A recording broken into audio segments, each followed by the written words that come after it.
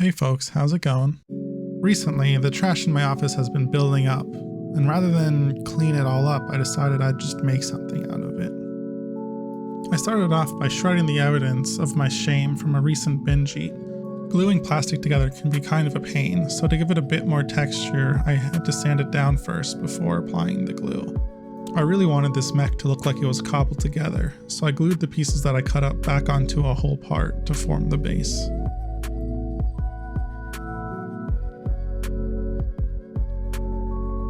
I then added some more stability with some gears I had lying around, filling it with a bit of UV resin just for that extra strength.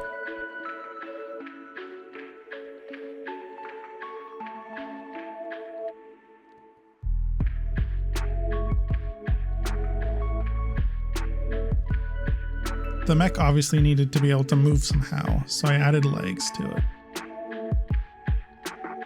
The legs were a combination of random plastic parts I had lying around and some beads, some wire, kind of whatever I thought fit well and helped add stability.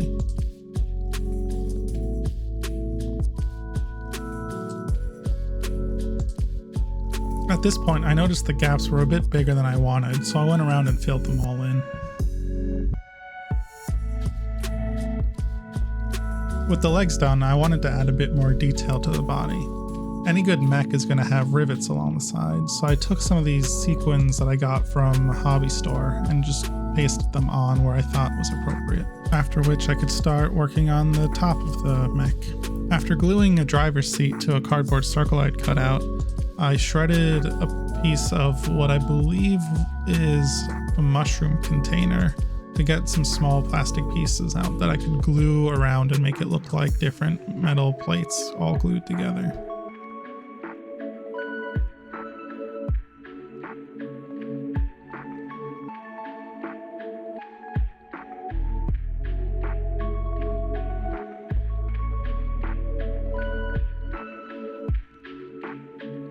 Obviously, this mech is going to need to be able to defend itself from any pesky adventurers, so I gave it some arms with weapons attached to them.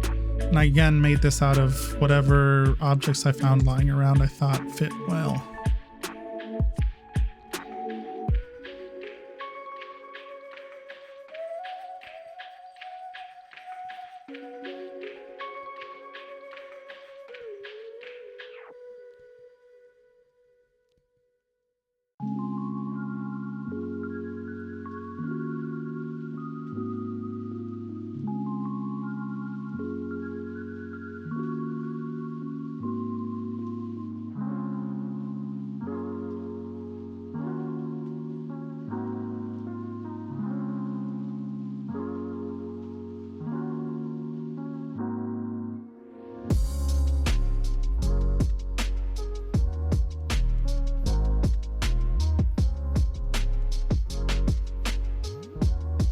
I felt like some of the metal plating could use a bit of texture, so I cut up this old seaweed container and added those on also. And then the last thing to do in the assembly was to give the exhaust from the engine some place to go. So I took these saxophones I got from the dollar store, cut them up, and glued them back together into what looked like exhaust pipes before just adding some final detailing.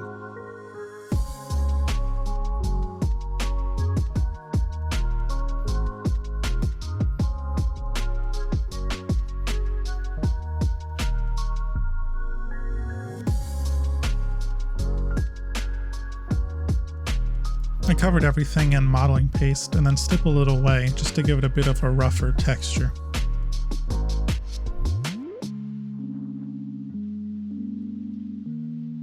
And with that all done, it was time to prime so we could start painting. To give this mech a rusty look, I started off by covering everything with some variations and mixtures of dark red, brown, and orange.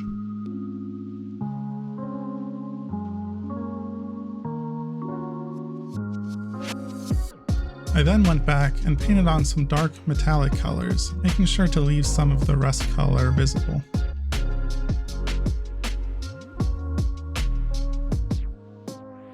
To make it seem like the engine was operating, I pulled apart some cotton swabs to make it look like smoke and glued it into the exhaust pipes.